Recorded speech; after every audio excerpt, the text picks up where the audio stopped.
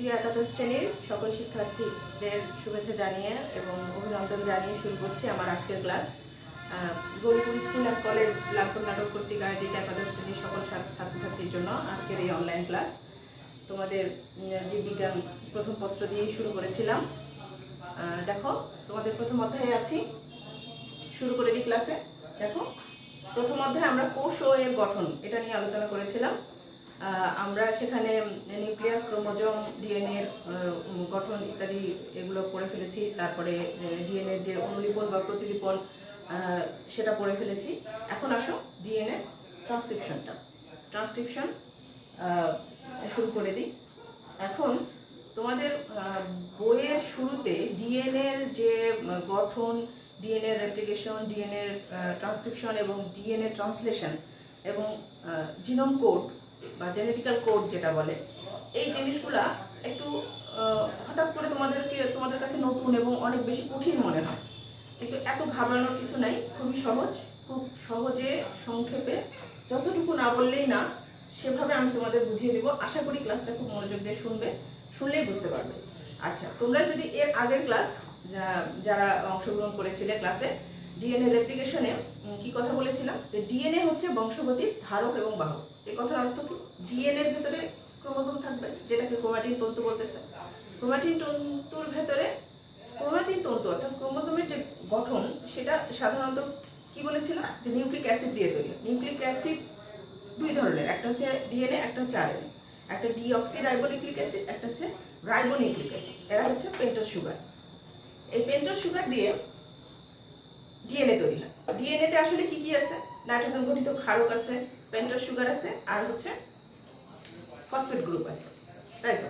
এবং যেটা হয় যে নাইট্রোজেন ঘটিত ক্ষার, পেন্টোজ সুগার এবং ফসফেট গ্রুপ মিলে সব একসঙ্গে নিউক্লিওসাইড তৈরি করে, এবং অনেকগুলো নিউক্লিওসাইডের সাথে যখন ফসফেট গ্রুপ যুক্ত হয় তখন সেটাকে নিউক্লিওটাইড বলতেছে। এবং অসংখ্য নিউক্লিওটাইডের চেনই হচ্ছে ডিএনএ, যেটাকে আমরা মাস্টার মলিকিউল বলি। আমরা গত ক্লাসে আলোচনা করেছিলাম। এখন দেখো, ডিএনএ রেপ্লিকেশন কেন হচ্ছে? কারণ আমাদের যে দৈহিক গঠন সেটা হচ্ছে মাইটোসিস প্রক্রিয়া, আর জনন কোষে হয় মিওসিস প্রক্রিয়া। এই যে কোষ থেকে কোষের বৃদ্ধি এবং তার সাথে সাথে যে জীবের যে বাহ্যিক বৈশিষ্ট্য, যেটাকে ইংরেজিতে ফিনোটাইপ বলা হয়। ফিনোটাইপ শব্দের অর্থ হচ্ছে বাহ্যিক বৈশিষ্ট্য। এই যে জীবের যে বাহ্যিক বৈশিষ্ট্য, সেটা উদ্ভিদ হতে পারে, প্রাণী হতে পারে, সেই বাহ্যিক বৈশিষ্ট্যের যে গঠন, অর্থাৎ আমি যে আমার বাবা মার মতো হব, আম গাছ থেকে আম হবে, কাঁঠাল গাছ থেকে কাঁঠাল হবে, এই যে জিনিসগুলা, অর্থাৎ উদ্ভিদ এবং প্রাণীর ক্ষেত্রে বংশ পরম্পরায় বাবা মা থেকে যে জিনিসগুলা পর্যায়ক্রমে যে রাসায়নিক সংকেতের মাধ্যমে একটার পর একটা ট্রান্সফার হচ্ছে বংশগতি, সেটা সাধারণত ডিএনএ থেকে, এবং ডিএনএতে কিছু জিন দ্বারা এই পদ্ধতিগুলো সঞ্চালিত হয়। তাহলে ডিএনএ রেপ্লিকেশন অর্থাৎ একটা মাতৃ ডিএনএ থেকে দুটা ডিএনএ তৈরি হচ্ছে, আবার একটা মাতৃ ডিএনএ দুইটা ডিএনএ তৈরি হচ্ছে, এবার 1 থেকে 2, 2 থেকে 4, 4 থেকে 8, এই যে এইভাবে বর্ধিতকরণ, তার ফলে কি হচ্ছে? দৈহিক বৃদ্ধিটা হচ্ছে। এটা হচ্ছে মাইটোসিস প্রক্রিয়া। এরপরে আসো, ডিএনএ রেপ্লিকেশনটাই শেষ কথা না। রেপ্লিকেশনের পরে আরও একটা গুরুত্বপূর্ণ অংশ হয়, সেটা হচ্ছে ট্রান্সক্রিপশন। ট্রান্সক্রিপশনের পরে আরও একটা গুরুত্বপূর্ণ অংশ হয়, সেটা হচ্ছে ট্রান্সলেশন। এখন আসো, ট্রান্সক্রিপশন এবং ট্রান্সলেশন, ডিএনএ এই জিনিসটা কি, তার আগে আমাদের একটা জিনিস জানতে হবে। দেখো, আমি এখানে ছোট্ট করে একটা ছক, এটা তোমাদের একটু শুরুতে দিতে হতো, যাই হোক আমি এই কোশ্চেনটা একটু মাঝখানে লিখলাম। সেটা হচ্ছে ডিএনএ থেকে, দেখো আমি একটা তীর চিহ্ন দিয়ে করছি, ডিএনএ থেকে আর এমআরএনএ থেকে প্রোটিন, ঠিক আছে? ডিএনএ থেকে এমআরএনএ, এমআরএনএ থেকে প্রোটিন। তাহলে ডিএনএ রেপ্লিকেশনের পরে যে জিনিসটা হবে সেটা হচ্ছে ট্রান্সক্রিপশন, এবং ট্রান্সক্রিপশনেই যেটা হয় সেটা হচ্ছে এমআরএনএ তৈরি হয়। ট্রান্সক্রিপশনের ডিটেলে আমি বর্ণনায় আসবো, তার আগে এই জিনিসটা আমাকে একটু বুঝিয়ে দিতে হবে। তো ডিএনএ থেকে এমআরএনএ তৈরি, যে পদ্ধতিতে তৈরি হয় এমআরএনএ, সেটাই হচ্ছে ট্রান্সক্রিপশন, এটাকে বলতেছে ট্রান্সক্রিপশন। এবং এমআরএনএ থেকে যে প্রোটিন তৈরির প্রক্রিয়া, এটাকে বলতেছে ট্রান্সলেশন, ঠিক আছে? তাহলে এখানে তিনটা জিনিস তোমরা খেয়াল করো, ডিএনএ থেকে এমআরএনএ, এমআরএনএ থেকে প্রোটিন, এবং এটাকে বলতেছে, এটাকে আবার উভমুখী, অর্থাৎ এমআরএনএ থেকে ডিএনএ, অর্থাৎ এটাকে বলছে রিভার্স ট্রান্সক্রিপশন। অর্থাৎ ডিএনএ থেকে যে তথ্য বা সংকেত নিয়ে এমআরএনএ তৈরি হচ্ছে, এবং এমআরএনএ থেকে তথ্য বা সংকেত ডিএনএতে ফেরত যেতে পারে, কিন্তু কোনো কারণে ডিএনএ থেকে এমআরএনএ, এমআরএনএ থেকে প্রোটিন তৈরির পরে তথ্য বা সংকেত যখনই প্রোটিনে চলে আসবে, তখন কিন্তু আর ডিএনএতে ফেরত যাবে না, ঠিক আছে? তাহলে এই যে ডিএনএ থেকে এমআরএনএ, এমআরএনএ থেকে প্রোটিন, এই পুরো প্রক্রিয়াটাকে বলতেছে সেন্ট্রাল ডগমা। সেন্ট্রাল ডগমা এই কথাটার অর্থ কি? যেমন ধরো এই যে যে জিনিসটা আমি বুঝাই দিলাম, এটাই মূলত সেন্ট্রাল ডগমার রেখাচিত্র। এখন মানে যে জিনিসটা না বললেই না, যে জীবদেহের যে গোপনীয় যে সংকেতগুলা, রাসায়নিক সংকেত, হ্যাঁ, রাসায়নিক সংকেত ডিএনএ থেকে এমআরএনএতে যে কপি করার প্রক্রিয়া, ডিএনএ থেকে, খুব ভালো করে খেয়াল করো, ডিএনএ থেকে রাসায়নিক সংকেত এমআরএনএতে কপি করার প্রক্রিয়াটাই হচ্ছে ট্রান্সক্রিপশন। অর্থাৎ এই ট্রান্সক্রিপশন থেকে এমআরএনএ কিছু নির্দিষ্ট কোডন বা সিকোয়েন্স নিয়ে আসে। এই সিকোয়েন্সটাকে প্রোটিনে অনুবাদ করতে হয়, অর্থাৎ ট্রান্সলেশন করতে হয়। অর্থাৎ প্রোটিনে এই ট্রান্সলেশন করার প্রক্রিয়াটাই কিন্তু আসলে জীবদেহের গঠন। অর্থাৎ প্রোটিন দিয়ে যে আমাদের দেহ গঠিত হয়, এই যে 20 প্রকার অ্যামাইনো অ্যাসিড, অর্থাৎ এই এমআরএনএতে কিছু কোডন সজ্জিত থাকে, যে কোডন অনুসারে অ্যামাইনো অ্যাসিড সজ্জিত হবে এবং অসংখ্য অ্যামাইনো অ্যাসিড মিলে একটা পলিনিউক্লিওটাইড চেন হবে এবং পলিনিউক্লিওটাইড চেন থেকে একটা একটা করে প্রোটিন তৈরি, এবং এই প্রোটিনই হচ্ছে ট্রান্সলেশন। প্রোটিন তৈরির প্রক্রিয়া হচ্ছে ট্রান্সলেশন এবং ডিএনএ থেকে এমআরএনএ তৈরির প্রক্রিয়া হচ্ছে ট্রান্সক্রিপশন। ঠিক আছে, এখন আসলে আমরা মূল কথায় চলে যাই। তাহলে আমাদের আজকের পাঠের বিষয় হচ্ছে ট্রান্সক্রিপশন। তাহলে দেখো ট্রান্সক্রিপশনের শুরুতে কি লাগবে? অবশ্যই ডিএনএ তে রেপ্লিকেশন হতে হবে। ডিএনএ ওইদিকে রেপ্লিকেশন হতে থাকলো, রেপ্লিকেশন হচ্ছে, একটা একটা ডিএনএ তৈরি হচ্ছে, দুইটা করে ডিএনএ তৈরি হচ্ছে। এরপর আসো ঠিক তখনই সাথে সাথেই যে ঘটনা ঘটে সেটা হচ্ছে ডিএনএ তে ট্রান্সক্রিপশন শুরু হয়ে যায়। অর্থাৎ ডিএনএ যে তথ্য অর্থাৎ আমি যে হব তার যে তথ্য, বা একটা উদ্ভিদ বা প্রাণী থেকে যে প্রাণী তার যে তথ্য, সেই তথ্যটা কি সুন্দর করে ডিএনএ যে তথ্যটা সেটা এমআরএনএ তে কপি হয়ে যায়। তার জন্য লাগবে হচ্ছে একটা ডিএনএ সার্চ বা টেমপ্লেট। সার্চকে টেমপ্লেট হিসেবে চিহ্নিত করে। তারপরে 2 নম্বরে আছে RNA polymerase enzyme. RNA polymerase, অর্থাৎ এখানে এমআরএনএ তৈরি হবে, সেজন্য এখানে আরএনএ পলিমারেজ এনজাইম লাগে। 3 নম্বরে আসো প্রয়োজনীয় কিছু শক্তি বা ট্রাইফসফেট। ট্রাইফসফেট কেন? অর্থাৎ ওই যে ডিএনএ পার্টটাকে খুলতেছে, সেখান থেকে এমআরএনএ তৈরি করতেছে, সেখানে প্রচুর পরিমাণে শক্তির প্রয়োজন হয়। সেই শক্তিটা আসে ট্রাইফসফেট, মানে এটিপি, জিটিপি, সিটিপি, ইউটিপি। ঠিক আছে, এরপরে আসে সহযোগী প্রোটিন, কিছু সহযোগী প্রোটিনও লাগে। এখন দেখো এই ট্রান্সক্রিপশনটা 3 পর্যায়ে শুরু। একটা হচ্ছে ইনিশিয়েশন, অর্থাৎ সূচনা, যেটাকে বলে সূচনা। এরপরে আসো ইলংগেশন, অর্থাৎ বর্ধিতকরণ, যে প্রক্রিয়ায় এমআরএনএটা তৈরি হয়ে বের হয়ে আসতেছে, এটা হচ্ছে ইলংগেশন বা বর্ধিতকরণ। এরপরে আসো টার্মিনেশন। টার্মিনেশন অর্থাৎ ডিএনএ থেকে যখন এমআরএনএটা তৈরি হয়ে বের হয়ে আসবে, সেই ক্ষেত্রে একটা টার্মিনেশন অর্থাৎ সমাপ্তিকরণে একটা প্রক্রিয়া যার ব্যাপার থাকে, সেটাকে টার্মিনেশন বলতেছে। আচ্ছা দেখো, এখানে আমি একটা চিত্র অঙ্কন করছি, এটা হচ্ছে ডিএনএ ডাবল হেলিক্স মডেল, এর আগেও আলোচনা করেছিলাম। তাহলে এখানে কিন্তু 2টা প্রান্ত থাকে, তারা ডাবল হেলিক্স। ডাবল হেলিক্স মানে 2টা সার্চ বা টেমপ্লেট, একটা হচ্ছে 3' থেকে 5' আর একটা হচ্ছে 5' থেকে 3'। এটা আমি গত ক্লাসে আলোচনা করেছিলাম যে কি। তো এখন আসো এই যে ট্রান্সক্রিপশন প্রক্রিয়া অর্থাৎ এমআরএনএ তৈরি প্রক্রিয়ার জন্য এইখানে একটা স্ট্র্যান্ড বেছে নেয় তারা, সেটা হচ্ছে 5 প্রান্ত থেকে, অর্থাৎ 5' প্রান্ত থেকে 3' প্রান্ত।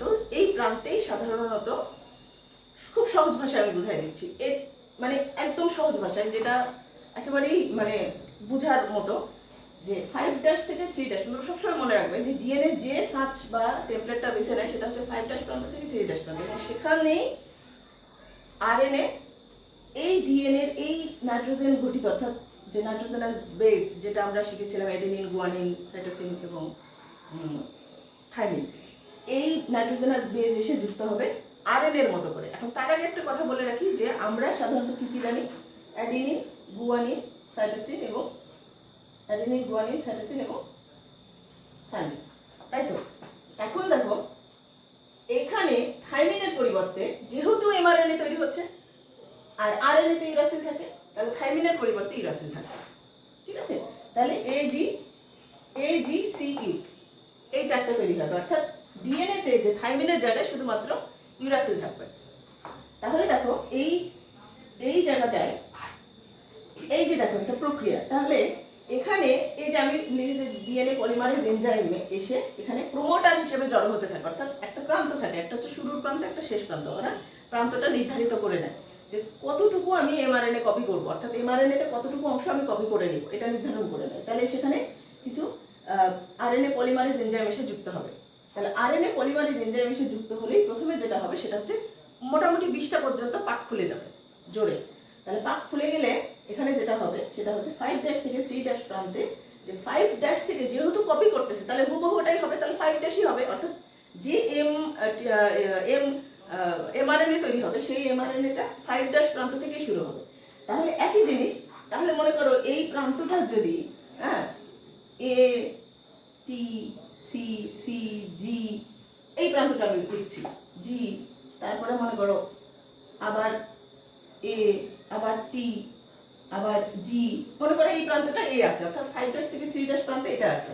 তাহলে যেহেতু এমআরএনএ কপি করতেছে 5' প্রান্ত থেকে, তাহলে একই হবে, এখানে এখানে হচ্ছে এ হবে, এখানে এ, শুধুমাত্র টি এর জায়গায় দেখো একটু খেয়াল করো, টি এর জায়গায় ইউ হবে, আর বাকি সবই ঠিক থাকবে, জি, তারপরে এ, আবার যদি এখানে টি এখানে এই যে, অর্থাৎ শুধুমাত্র তারা থাইমিনের জায়গায় ইউরাসিল বসাবে, এই, তাছাড়া কিছু না। অর্থাৎ এই স্ট্র্যান্ডটা হুবহু কপি করতেছে কে, এই এমআরএনএ, জাস্ট কি হবে শুধু থাইমিনের জায়গায় ইউরাসিলটা বসবে।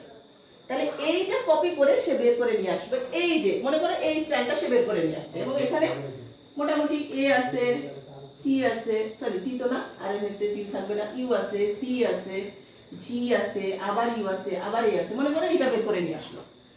তাহলে এটা হচ্ছে প্রি আরএনএ।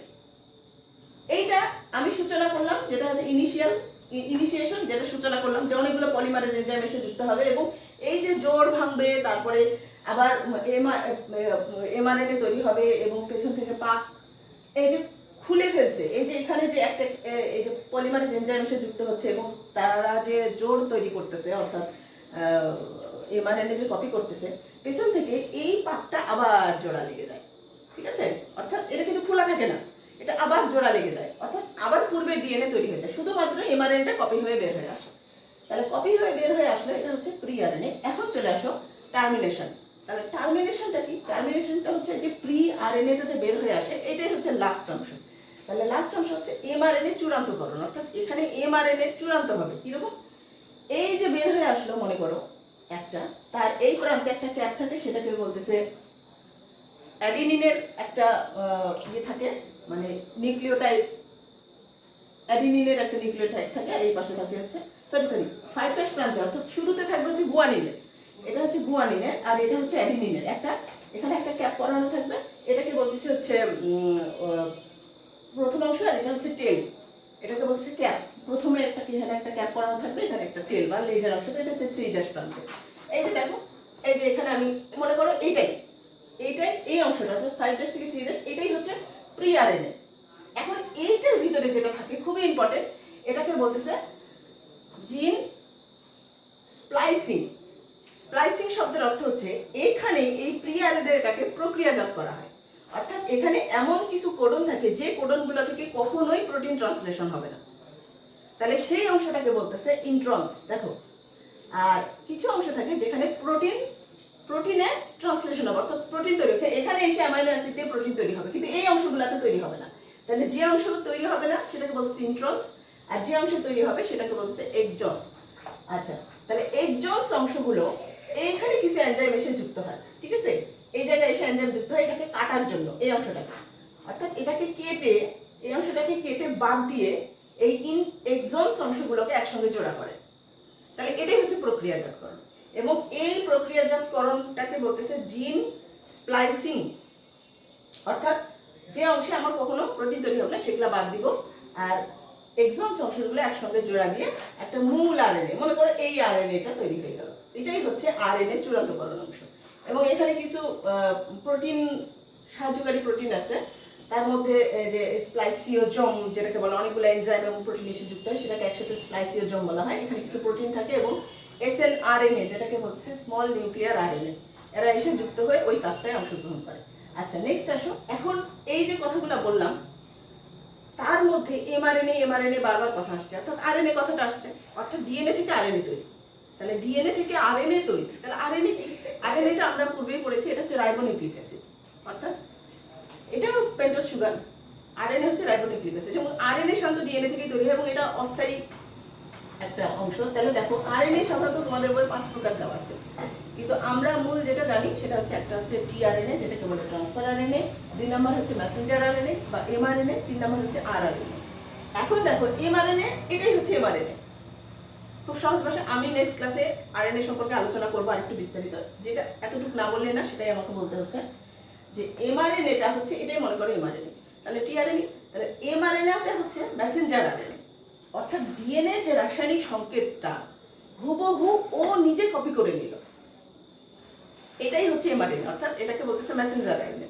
এরপরে আসো ট্রান্সফার আরএনএ। ট্রান্সফার আরএনএটা হচ্ছে, এটা হচ্ছে টিআরএনএ। টিআরএনএ এটা এইটুকু আমাকে বলতে হবে, সেটা হচ্ছে যে এইটা মনে করো টিআরএনএ, এটা অনেকগুলো ফাঁস বা লুপ থাকে, এটাকে বলে অ্যামাইনো অ্যাসিড বাহু, এরকম একটা বাহু থাকে, এটা ডি বাহু, এটা টি বাহু, এটা হচ্ছে অ্যান্টিকোডন বাহু। এখন এটা হচ্ছে অ্যামাইনো অ্যাসিড বাহু, এটা আমি যখন ট্রান্সলেশনে তোমাদের আলোচনা করবো ট্রান্সলেশন নিয়ে, এই টিআরএনএটাকে খুবই দরকার হবে এবং টিআরএনএটাকে তখন খুব সহজ ভাষায় বলতে গেলে চাবি হিসেবে ব্যবহার করা হবে। যেমন ধরো এই যে এখানে ধরো এই কোডনগুলো এসে তো এই যে 3টা করে, এটাকে ট্রিপলেট কোডন বলা হয়, আমি ট্রান্সলেশনের সময় এটা আলোচনা করব। এই ট্রিপলেট কোডন এটা হচ্ছে অ্যান্টিকোডন বাহু, এটা হচ্ছে অ্যামাইনো অ্যাসিড বাহু, অর্থাৎ এই বাহুতে করে অ্যামাইনো অ্যাসিড বহন করে নিয়ে আসে, আর এটার অ্যান্টি এটা, তাই এটাকে অ্যান্টিকোডন বাহু বলা হয়। এটাতে কোডন থাকবে, এই কোডন অনুযায়ী এটাতে অ্যামাইনো অ্যাসিড বহন করে নিয়ে আসবে। তাহলে ট্রান্সফার আরএনএ, অর্থাৎ এটাকে ট্রান্সফার আরএনএ, অর্থাৎ তথ্য এরা বহন করে নিয়ে যাচ্ছে। কোথায় নিয়ে যাচ্ছে? এই আরআরএনএ এর কাছে, এটাকে রাইবোজোমাল আরএনএ বলা হয়। রাইবোজোমাল আরএনএ অর্থাৎ যে আরএনএ দিয়ে, মানে সাধারণত রাইবোজোম, সাইটোপ্লাজমের যে একটা গুরুত্বপূর্ণ অংশ রাইবোজোম তৈরি হয়, এটাকে বলা হয় প্রোটিন তৈরির মঞ্চ, মানে স্টেজ বলা হয় এটাকে। তাহলে টিআরএনএ হচ্ছে ট্রান্সফার আরএনএ, অর্থাৎ তথ্য বহন করে নিয়ে যাচ্ছে। এমআরএনএ হচ্ছে মেসেঞ্জার আরএনএ, যেটাতে ডিএনএ তথ্য থাকছে।